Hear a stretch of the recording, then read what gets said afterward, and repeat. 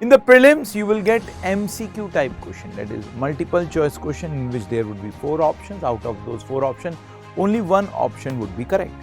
In prelim stage, there will be 2 papers. One will be of GS and one will be of civil engineering. You should start with project management, then move toward energy environment, then study design, drawing and safety, then focus on ICT and ethics. This should be your sequence. Okay, if you follow this sequence, that will be very good. Building material is very theoretical and very scoring, because the time required to attempt the building material question would be very less. Around 1.2 minutes you will get for one question. So lot of numerical question can't be asked from that point of view. Therefore, you will see that in engineering services, more than 50% questions are theoretical in nature. Hello everybody, first of all I would like to welcome you all on the 𝐂𝐤𝐬𝐿 channel. So I am Badal Soni, ex-IAS officer. I was associated with Indian Railways. So today in this session we would be focusing on ESE exam 2025. What is the syllabus breakdown as per civil engineering, and what are the key topics and their weightage. So through this video we would try to develop a strategy which will help us to crack the ESE exam 2025. We already know that this year in ESE we have many openings for civil engineering, and IRMS civil as well as IRMS stores have also came back to ESE only. So from this year railways will recruit through ESE only. So therefore ESE exam would be very important for you if you want to establish a good career into civil engineering. So first of all, let us see what is the exam pattern. So we all know what is exam pattern.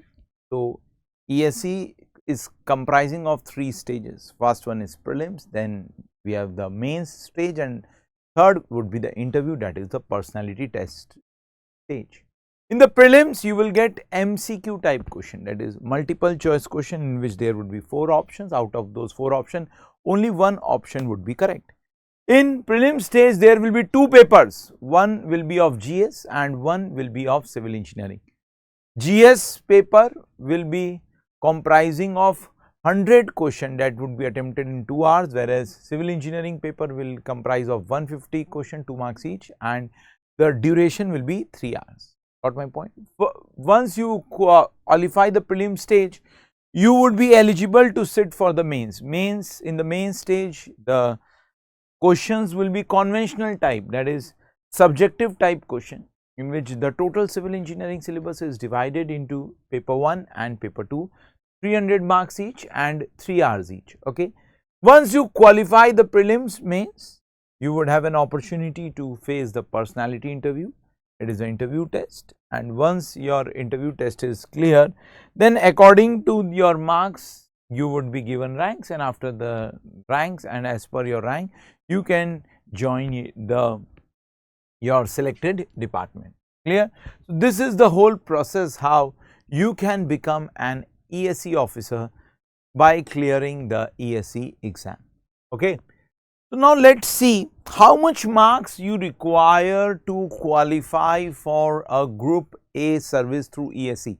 That is a final cutoff of ESE out of 1300 marks. Into these all data is for civil engineering. Okay, this all data is for civil engineering only. Okay.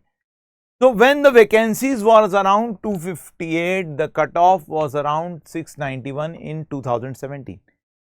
After 2019, you will see there is an abrupt drop in the vacancy because railway was removed, and since there is a drop in the vacancy, you can see that the cutoff marks have increased substantially. But this year also you can expect more than 250 seats. So the cutoff marks, the final cutoff marks would be around 700, but 700 won't work. If you want to get into railways, then at least you will have to score 800 to 850. If you are scoring around 800 to 850, I can say that you would be easily getting into, you will be easily getting good ranks, and there would be a high probability that you would get into railways. Above 850 marks, I can say, if you are securing above 850 marks in the total ESE process, If you add all the marks, here, if you add all the marks, it will come out to be 1300 marks. Clear? So, out of 1300 marks, what I am saying is, if you are able to achieve more than 850, then you will surely be getting a good rank and you would be landing into your dream job into railways. So, after final cutoff, I want to show you the cutoff for prelims. Cutoff for prelims was like this. That is, when the vacancies was around 258, the cutoff was around 202. So, if you are able to achieve around 250 to 300 marks, around 50% marks in prelims, then I can say that you would be easily going through this cutoff also, and you would also get a good rank. Okay. So, to get a good rank, at least aim for 50% marks in prelims. Out of this 50% marks, 200 marks will be for the, okay, out of this 500 marks, 200 marks is for GS paper and remaining 300 marks is for the civil engineering paper. So, at least you should fight for 100 marks in the GS paper and 150 marks in the civil engineering paper. So, if you are able to secure 250 marks, then it is doable task. See, achieving 250 marks was not a problem, because in 2021 you can see that when the vacancies was around 77, the cutoff was 249. So, people are able to achieve it. In fact, I had seen many students who are able to score around 300 marks also. So, above 250 marks is very good in the prelims. So, at least you should aim for 250 marks. Okay. So, then you would be able to clear the cutoff also, and you will have a opportunity to sit in the mains. Now, how to achieve maximum marks in prelims? So, in this video we would be focusing majorly on the prelims, because this is the first stage of ESE. So, if you will see the GS paper, the major chunk is of mathematics and aptitude, and this is the most easy part also. In GS paper, you will see that mathematics and aptitude will be much simpler for you as an engineer to score marks, because you are already preparing mathematics and aptitude for GATE as well. See, every year the number of marks for mathematics is increasing. Last year, if you will see that the number of mathematics marks was around 60. Every year you are seeing that the mathematics marks are increasing. Okay.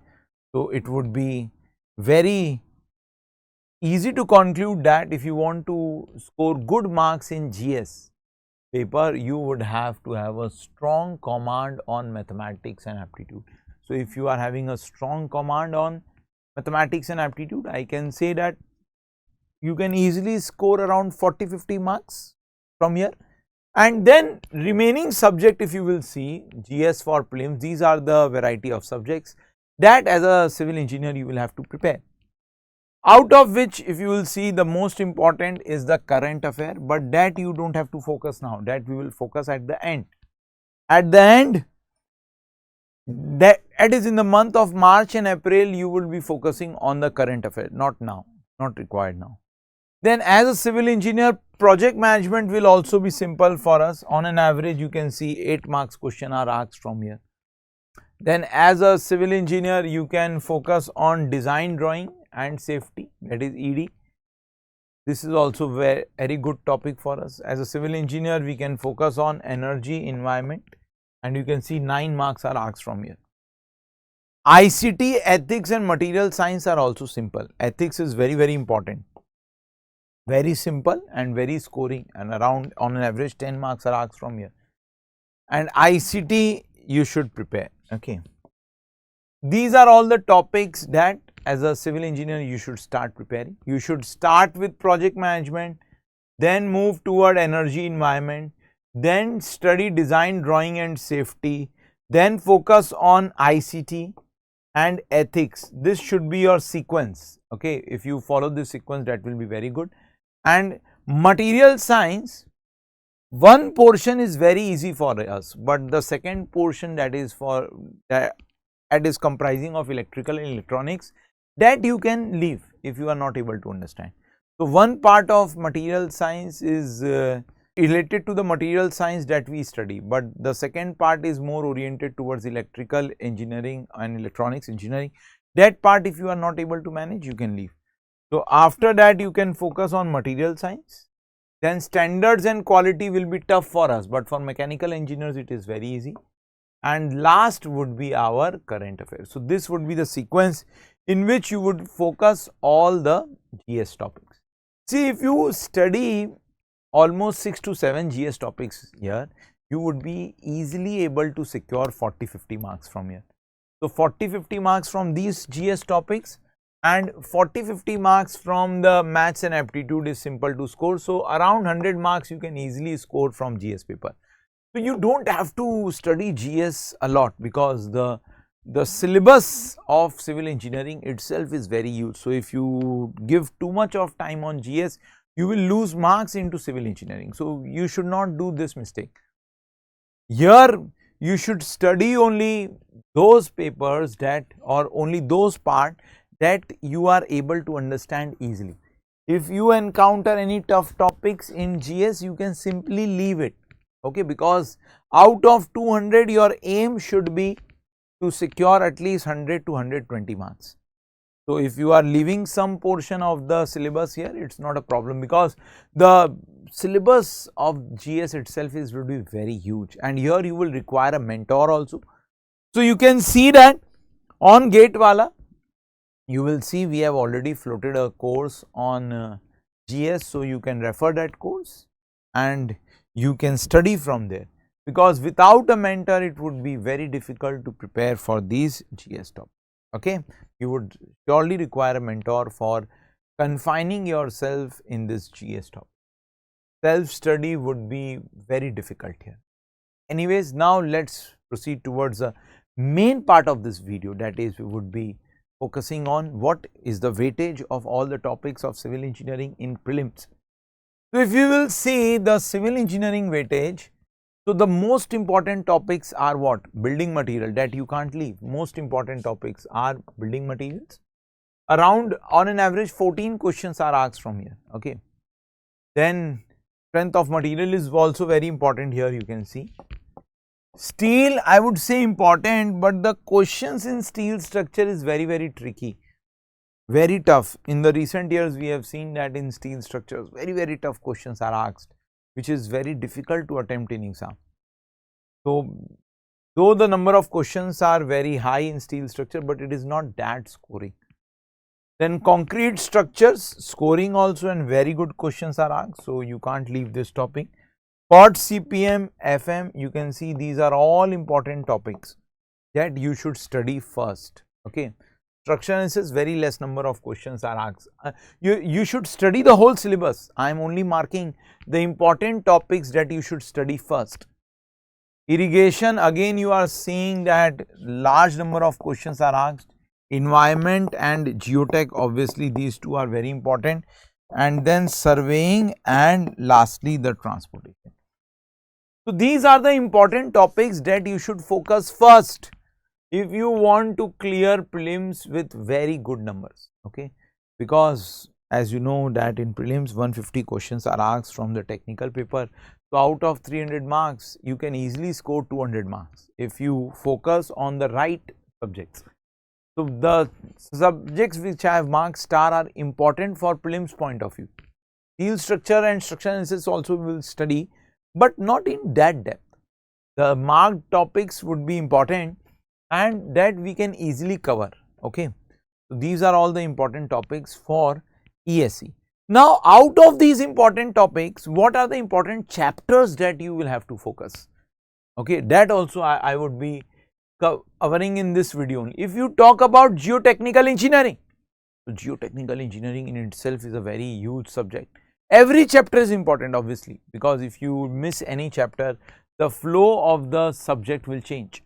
But from exam point of view, from which chapters maximum questions are asked? If you will see the previous year, you will see that from soil water relationship, then most of the questions are asked from effective stress also. These are the important chapters in geotech. Then you will see lot of questions being asked from compressibility and consolidation, shear strength of soil, earth pressures. These are the important topics from where you will encounter large number of questions.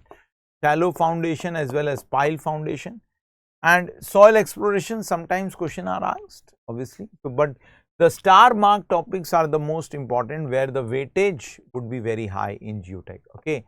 Then the most important chapters in irrigation, if you will see, in irrigation, if you will see that many questions were asked from river engineering and cross drainage works. This is a very important. Canal design and canal regulation and headworks is very important topic. Soil moisture content and water requirement of crops. So these three topics are very important from where large number of questions are asked from irrigation. Again I am saying you will have to cover all the chapters, but out of these chapters you will see that in the chapters that I am marking with star are more important from the weightage point of view. So when you are studying these chapters, you should be practicing more questions on them, because the weightage of these chapters would be more in ESE prelims. Now if you talk about strength of material, in itself strength of material is a very important topic, because if you are not having a good command on strength of material, then it would be very difficult for you to understand civil engineering also, because strength of material is like a spine of civil engineering. So if you are not having good command on strength of material, you can't be a good civil engineer. So in strength of material, what are the important topics for ESE point of view? So simple stress and strain relationship, deformation of bars, very important, SFD, BMD. Then you will see lot of questions are asked from transformation of stress and strain. Then you will see lot of questions are asked from failure theories as also, and lastly the deflection of beam. So these are all the important topics in strength of materials for ESE prelims.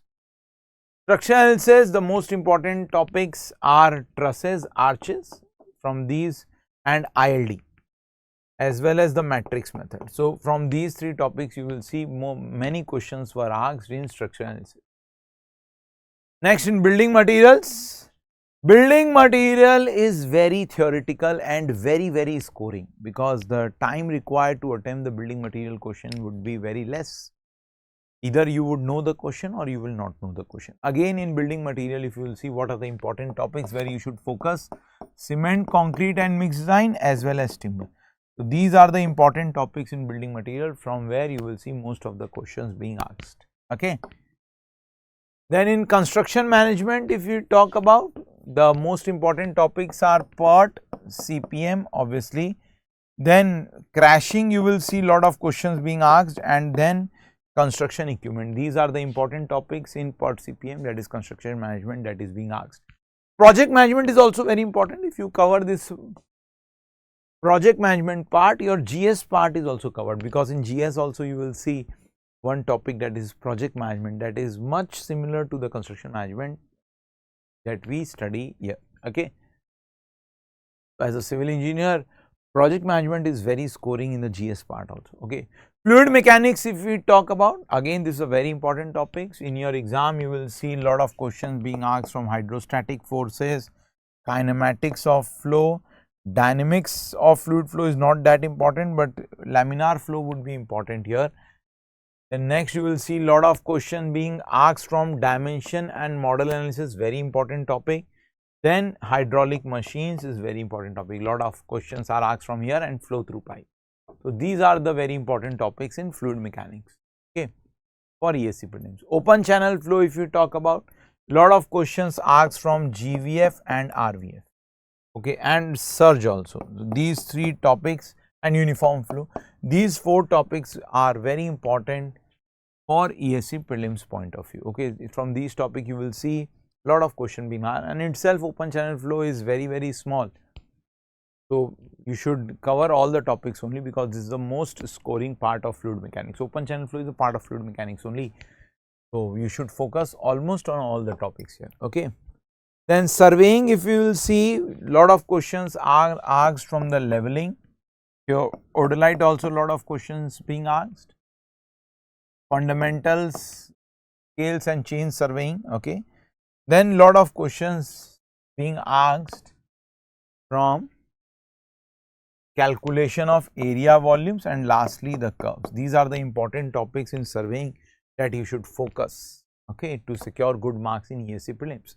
Highway engineering, if we talk about, lot of questions asked from geometric design, highway materials, very important, airport runway design, taxiway design, at least 2-3 questions will come out from this topic alone, and traffic engineering obviously. These are the important topics which you should focus in highway engineering, okay. Lot of empirical formulas are also here, we can't help it, you will have to cover it. In railway, if we talk about what are the important topics, geometric design, lot of question being asked from here, points on crossing and traction, tractive resistance. These are the very important topics in railway engineering, where most of the questions are asked and very scoring also for ESE prelims point of view. Concrete structures, if you will see, obviously lot of questions being asked from beams, flexure and shear. You will see questions on limit state of serviceability, deflection and beams, and lot of question asked on columns as well here, okay. Then pre-stress concrete is very important, okay, and design of earthquake resistant structure. This is very important for your concrete structure point of view, okay. Lot of question being asked from earthquake engineering also. These are the important topics. Steel structure, if you will see, obviously plastic analysis is very important, very scoring. Connections at least you should cover. Then columns and column bases, columns, tension and compression member is important. Tension and compression member is important here, very important topic, okay. Lot of questions asked from here as well. Then plates and gantry girders, you will see lot of question being asked. If you are able to cover this much, I guess most of the steel question you would be able to attempt, okay. Important topics only I am marking. See, again and again I am saying that I am just marking the important topics which have lot of weightage in ESE prelims. Rest of the topics also you should study, okay. Hydrology, if you will see, hydrographs is most important. From here lot of questions being asked. Then obviously the next would be the flood routing, it is very important, and lastly the precipitation, evaporation, evapotranspiration. See, in all hydrology have very less weightage, around 2 to 3 questions are only asked, okay. So in all this topic is not that important for ESE prelims. If you are having lack of time, you can leave this topic, or at least if you are studying hydrology, you can study hydrograph and flood routing, that would be more than enough, okay. At least one question will come out from this part alone. Environmental engineering, very important topic. What are the various chapters that are very important here? Treatment of raw water, wastewater characteristic, treatment of wastewater, very important, okay. These are the very important topics in environmental engineering. Then solid waste management, air pollution, lot of questions are asked from here only. See, while studying environmental engineering for ESE prelims point of view, design data you do not have to remember, but for conventional type of question, design data you would have to remember. But when you are focusing on ESE prelims, you should not stress much on design data now, okay. And same goes for concrete as well as steel. If you are preparing concrete and steel, you should focus on IS code recommendation, but design questions are not required now. Design questions would be very lengthy. Those questions you should prepare after prelims, okay. Those type of question you should prepare after prelims. For prelims, you would be focusing on IS code recommendations and the analytical type of questions in concrete as well as steel structures, okay. Then is ESE paper, is ESE civil engineering paper very much theoretical? That I can prove with the help of a data that I have compiled here, very interesting data. If you will see, in the last years, the theoretical questions have increased substantially. See, you have to attempt 150 marks in 3 hours. You have to attempt 150 question in 3 hours. 3 hours means around 180 minutes. So around 1.2 minutes you will get for one question. So lot of numerical question can't be asked from that point of view. Therefore, you will see that in engineering services, more than 50% questions are theoretical in nature. And these theoretical questions you can attempt only if you have a very good conceptual understanding of the topic. So, if you are preparing for ESE, shallow coverage of the subjects will not help you. You have to deep dive into the subjects, because more than 50% of the questions would be theoretical in nature, and those theoretical questions you can attempt only if you have very deep understanding of the topics. So, here again, if you are having a good mentor, that would be very helpful, because when you are doing self study, it becomes very difficult to deep dive into the topics, and again the theoretical question that are asked in ESE is very tricky. So, lot of practice test series would be required to attempt these questions. Okay. So, you can see that the number of theoretical questions are very large here, and numerical questions that are coming are very simple, very scoring. Okay. Anyways, so important points would be to, when you are preparing for ESE prelims, you should focus on both theoretical as well as the numerical question. You should try to cover all the topics as well as their subtopics. You should keep a close eye on IS code revisions and syllabus. Okay. So, you should while preparing for ESE, focus on syllabus, see the syllabus, because many topics which are being taught in your college might not be in your ESE syllabus. Okay. So, keep a close eye whether you are studying the right topics or not. Okay. And try to maximize your score in prelims, because if you are not able to clear cutoff, then it will be a problem. And don't just target on clearing cutoff. If you are getting very less marks in prelims, then your probability of getting successful in the main stage will become very less. So, try to focus on scoring large or maximum marks in prelims. Your score should be at least more than 250 marks. Okay, so these would be the important points. So, I have almost covered all the important aspects of civil engineering as per ESE point of view. If you take all my advices, I can guarantee that you would be getting good ranks in ESE 2025. So, all the best for preparation. Bye bye. Take care.